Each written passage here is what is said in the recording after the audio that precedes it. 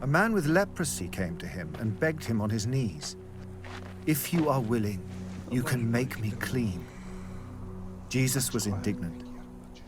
He reached out his hand and touched the man. "I am willing," he said. "Be clean."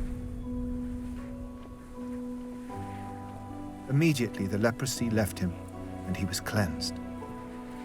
Jesus sent him away at once with a strong warning.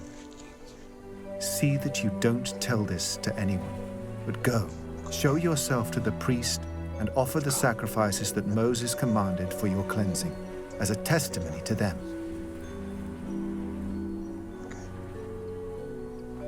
Instead, he went out and began to talk freely, spreading the news. As a result, Jesus could no longer enter a town openly, but stayed outside in lonely places. Yet the people still came to him from everywhere.